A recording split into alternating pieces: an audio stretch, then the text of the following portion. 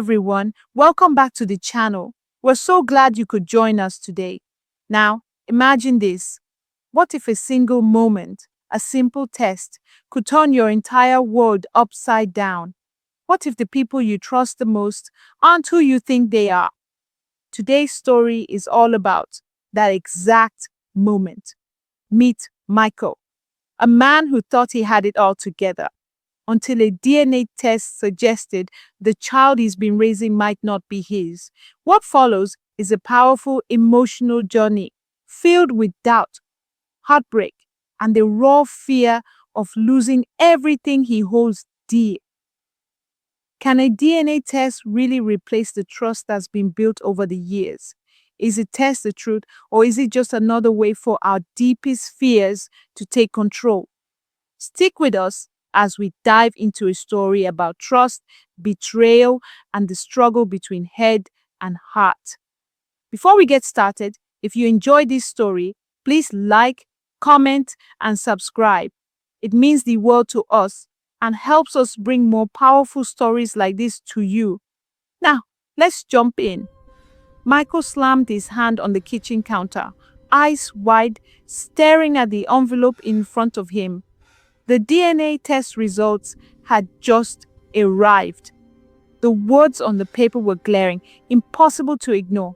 His heart pounded against his chest as he ran his fingers across the sheet of paper. His throat tightened. Parentage probability 0%. No, this can't be real, Michael whispered. But the numbers stared back at him, unforgiving. He could hear Claire humming softly in the other room, oblivious to the storm that had just formed in his mind. His mind raced. For a moment, the world seemed to freeze, the noise of his thoughts louder than anything else. Michael's fingers trembled as he grabbed his phone and dialed Claire's number. But his hands were shaking too much, and the call failed.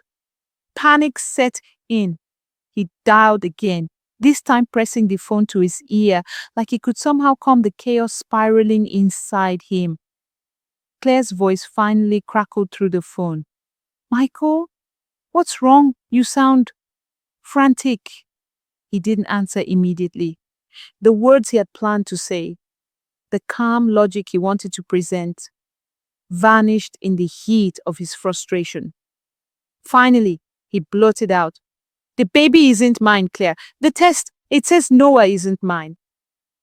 A long silence followed. He could feel his pulse in his temples. It beat, echoing in his ears like an explosion. Claire didn't speak. He imagined her standing there, her brow furrowing in confusion, her mind racing for an explanation. When she spoke again, her voice was steady, almost soothing. "Michael, we need to talk about this. I don't know what the test says, but we need to calm down. Let's get a second opinion, okay?"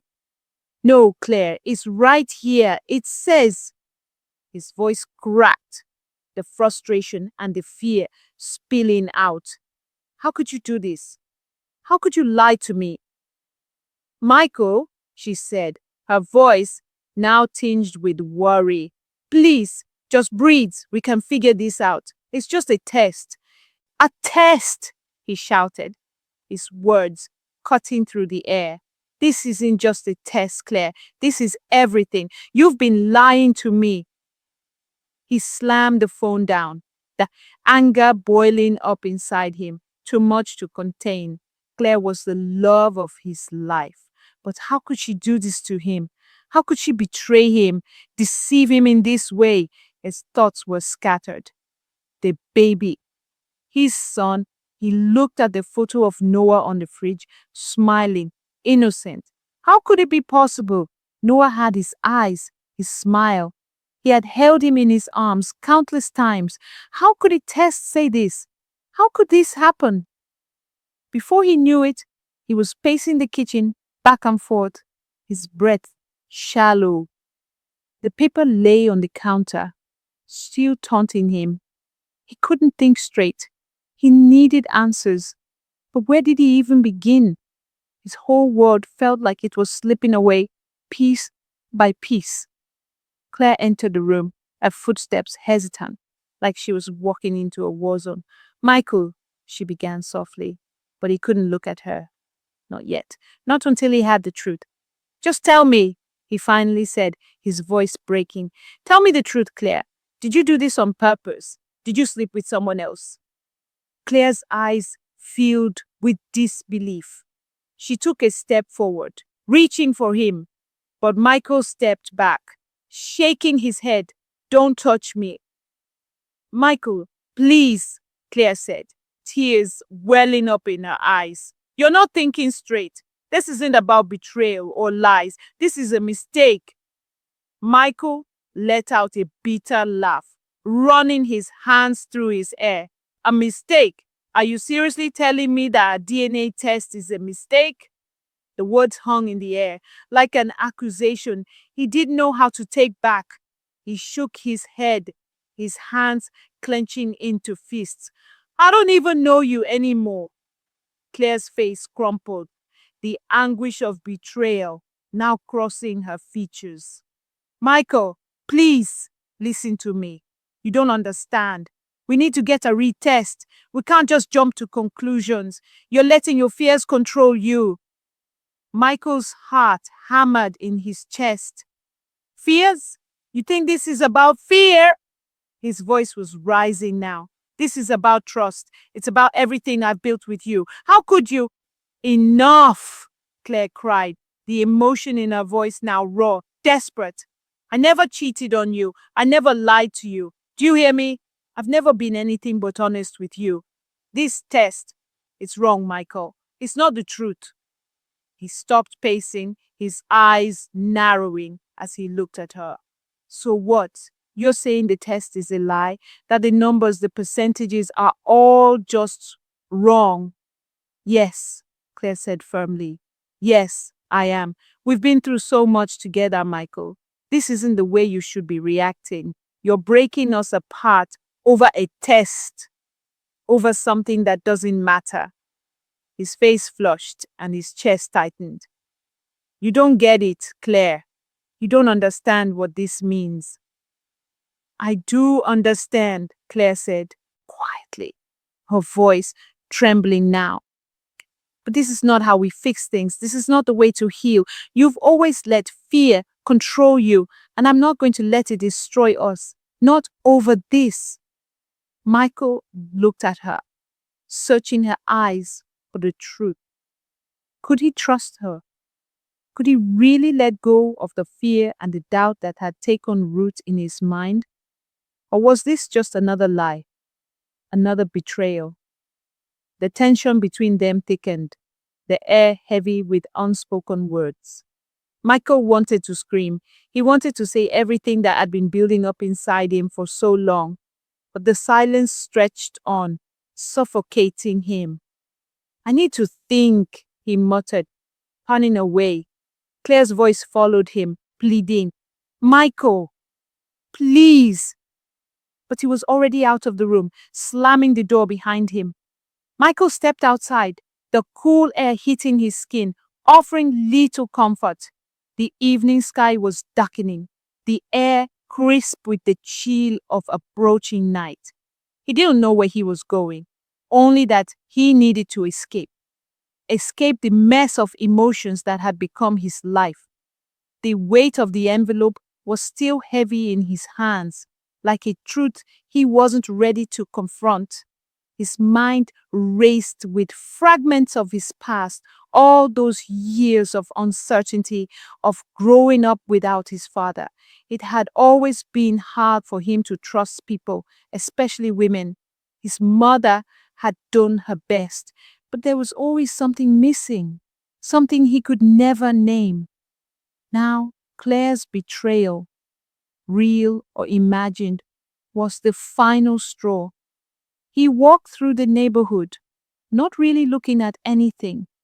His thoughts were consumed by the test results. How could it be wrong? The numbers didn't lie. Could Claire be lying to him? His throat tightened and he clenched his fist at his sides. He had to know the truth, had to be certain. He needed proof. By the time he made it back home, the house felt like a foreign place. Claire was still inside, sitting on the couch, waiting. But when he walked in, her eyes were tired, bloodshot from crying. She hadn't been able to sleep either. He saw her hand resting gently on the baby's blanket, her fingers twitching as though she didn't know where to put them. Michael, she said softly, I know you're scared. I'm scared too, but we need to face this together. He didn't answer her. He couldn't. The words didn't come out right. Instead, he walked over to the bookshelf, pulling down every book about DNA testing, parentage, everything he could find to prove that the test was wrong. The truth was out there. He was sure of it. He just had to dig deeper. The more he read, the more his mind raced. He couldn't stop now. This was the only way to fix things. Claire stood up and moved towards him.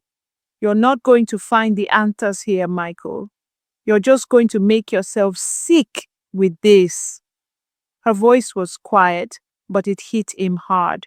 He could hear the frustration and hurt behind her words. I'm doing this for us, he snapped, but his voice wavered with uncertainty. Are you doing this for yourself? To prove that you're right, that you're in control? She stepped closer, her voice breaking. What about Noah? What about our family? Are you really going to let a mistake tear us apart? Is that really what you want? Michael froze. The words stung, hitting him harder than he could have anticipated. His eyes flickered to the baby in his crib. He didn't want to destroy his family. But the fear, the betrayal, it had taken over. He ran a hand through his hair, trying to steady his breathing. I don't know what to believe anymore, he admitted quietly. Claire's eyes softened, and she reached out for his hand. For a moment, Michael hesitated, but then he took it, letting her warmth seep through the tension in his muscles. She didn't pull away. You have to believe me, Michael. This isn't what you think it is. You've known me for years. You've trusted me with everything. Please trust me now. The silence stretched between them. His mind was still whirling, the doubt still gnawing at him. But Claire's eyes, her words, her touch, they were pulling him back from the edge. He wanted to trust her. God, he wanted to. But the test said otherwise. I don't know if I can, he whispered. Claire squeezed his hand, gently pulling him to sit beside her. Then let's get the test redone. Let's go to a professional lab tomorrow. I will do whatever it takes to make this right. But you have to come back to me, Michael. You can't stay lost in this. We need to face it together. His heart ached at her words. She was right, but he felt stuck, like he couldn't stop the downward spiral. He had to know, had to see the test for himself. And yet, part of him felt like the damage was already done. Trust, once broken, was hard to rebuild. Michael turned his gaze to Noah. The baby was sleeping peacefully, unaware of the chaos surrounding him. The tears that Claire had shed, the heartache, the fear, it all seemed to fade in the presence of Noah's innocence. A long pause lingered between them, the tension hanging thick in the air. Finally, Michael let out a deep breath. Okay, he said, his voice barely audible. We'll do the test again. Claire smiled, relief flooding her features, but there was still a weariness in her eyes. She kissed him on the cheek, a soft, tender gesture that somehow felt like a promise. Thank you. The next day, they went to a professional lab. Michael was still shaken, but something about being in the sterile, clinical environment gave him a sense of control. Claire stayed by his side, offering quiet reassurance. But the silence between them spoke volumes. Michael couldn't help but wonder if this was the end, if everything they had built would crumble under the weight of his doubts. The technician took their samples, marking them with precise care, then promised the results would be available in a few days. They walked out of the clinic. Michael's chest tightened once again. His mind was still filled with questions, but now there was something else, an inkling of hope. Maybe, just maybe, this could be the beginning of healing, but he couldn't shake the feeling that the real damage had already been done. The next few days dragged on, each one feeling longer than the last. Michael found himself unable to focus at work, his thoughts always drifting back to the test. The house felt different now. Every room seemed too quiet, too empty. He couldn't escape the uncertainty that hung over him like a cloud.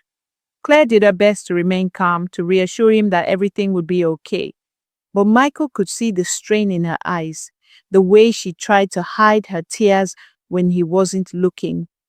She hadn't left him, even though he had pushed her away in ways he would never be able to fully understand. He wanted to make things right. He had to make things right. Every time he thought about Noah, his heart would ache. How could he possibly question the paternity of his own son? He could see it in the child's eyes, the way Noah smiled, the way his tiny hand wrapped around his finger. How could a test, a simple piece of paper, tell him that Noah wasn't his? Late that night, Michael lay in bed, staring at the ceiling, the darkness pressing in on him. Claire was asleep beside him, her breathing steady and calm. But Michael couldn't sleep. The guilt, the doubt, it all kept him awake. He turned to look at her, her face softened in the quiet of the night. She looked so peaceful, so trusting. Why can't I trust her? He wondered. Why was he still doubting her? Was this just the same fear that had haunted him his whole life? The fear of being abandoned, of being lied to? His mind kept circling back to one thought. He needed closure. He needed to be sure. The next morning, the phone rang, pulling him out of his restless thoughts. He grabbed it quickly, his heart racing in anticipation. It was the lab. Mr. Reynolds, the technician's voice was calm. We have your results. For a moment, Michael's breath caught in his throat. This was it. This would either end the nightmare or plunge him deeper into it. He clenched his jaw and swallowed hard. Are you sure? His voice came out rougher than he intended. Yes, the results are in. You can come by the office to pick them up. Here, the silence that followed felt deafening. Michael didn't know what to say, how to react. The weight of the moment seemed too much to bear. Finally, he whispered, "Thank you," and hung up. The tension in the air between him and Claire had only grown since they'd left the clinic. She was quieter now, unsure of how to navigate their fractured relationship. Michael could feel the distance between them, but he didn't know how to bridge it. They had fallen into a pattern of avoiding the subject, letting the silence fill the space where their trust used to live. The drive to the lab was agonizing. Michael's hands gripped the steering wheel, knuckles white. His thoughts raced, and he couldn't stop them. What if the test comes back the same? What if it's wrong again? What if she's been lying to me this whole time? By the time they arrived, Michael was a bundle of nerves. He could hardly look at Claire as they stepped into the lab together. The technician led them to the back, where they sat and waited for the results. The sterile environment, the bright lights, the quiet home of the fluorescent bulbs, it all felt suffocating. Michael couldn't Breathe. Mr. Reynolds. The technician returned with an envelope in hand. He placed it on the table in front of them. For a long moment, neither Michael nor Claire spoke. The tension was thick. Michael's heart pounded as he picked up the envelope. He could feel his hands shaking, his body tense as if the weight of the moment might crush him. He tore the envelope open, his fingers trembling. Inside was a single sheet of paper. Michael's eyes scanned the words, looking for confirmation, for an answer that would end the turmoil. Parentage. Probability 99.95%. For a second, the world seemed to tilt. His mind raced as he tried to process what he was reading. The test had confirmed it. Noah was his son. His eyes moved over the numbers again. The percentage 95%. The words didn't feel real. It was like he was seeing them through a fog, unable to fully comprehend the relief that should have flooded him. He looked at Claire, who was watching him intently, her expression unreadable. Michael's mouth went dry. I was wrong, he whispered. I was wrong about everything. Claire's eyes softened, her lips trembling as she stood up and moved toward him. Without a word, she reached out and took his hand. You don't have to say that, Michael. You don't have to apologize. Her voice was quiet, but there was no anger in it, only weariness. You were hurt. I understand. But you can't keep doing this. You can't keep punishing yourself. Michael's chest tightened. He had never felt more ashamed. How could he have let his fear get in the way of his love for her? He had let his doubts and insecurities tear apart something beautiful. Why didn't I trust her? I'm sorry, Claire, he said, his voice breaking. I should have believed you. I should have trusted you. He could feel the tears threatening to spill, but he swallowed them down, unwilling to let them fall. Michael, Claire said softly, pulling him into a hug. I've been through so much with you, and I want us to get through this together. But we need to heal. You need to heal. For the first time in days, Michael let himself lean into her, the weight of the tension slowly lifting as he felt her warmth surround him. How do we heal from this? He asked, his voice quiet and uncertain. We start by facing the truth, Claire replied, holding him tighter. And then we rebuild step by step. But you have to let go of the fear, Michael. You have to trust again. The quiet of the lab felt like a sanctuary now, the results in his hand nothing more than a formality. The real work, the real challenge lay in the emotional aftermath. Michael had to confront his own demons. He had to let go of the insecurity that had haunted him for so long. But as he stood there with Claire in his arms, he felt a glimmer of hope. Maybe, just maybe, they could rebuild what had been broken. The following days were quieter, but the tension remained. Michael and Claire had agreed to take things one step at a time, allowing themselves the space to heal. Michael was trying to work through the anxiety that had consumed him, but it wasn't easy. There were still moments when doubt crept back in, but he fought to push it away, reminding himself of the truth he had learned from the test. Claire, on the other hand, was patient. She didn't push him to talk about it more than he was ready. She understood that trust couldn't be rebuilt overnight, but she also knew that they had come too far to let a misunderstanding tear them apart forever. One evening, a week after the results, they sat on the porch, watching Noah sleep in his crib, his tiny chest rising and falling in the peaceful rhythm of a baby's breath. The world around them had gone quiet, the soft rustle of leaves in the breeze, the only sound breaking the stillness. You know, Michael said softly, breaking the silence, I never realized how much I was carrying with me. My fear, my insecurities. It was all just festering inside me. I thought the test would give me answers, but it just gave me more questions. Claire turned to face him, her eyes gentle. I know, Michael. I know. But what matters now is that you're seeing it, you're facing it. And that's the first step to healing. Hey, Michael let out a long breath. I've spent so much of my life afraid of being hurt, afraid of losing people. But this, he gestured to the house, to Noah, to Claire. This is everything. I can't keep letting fear control me. I almost lost it all because I couldn't see past my own doubts. Claire smiled, her hand resting on his. You didn't lose it, Michael. We're still here.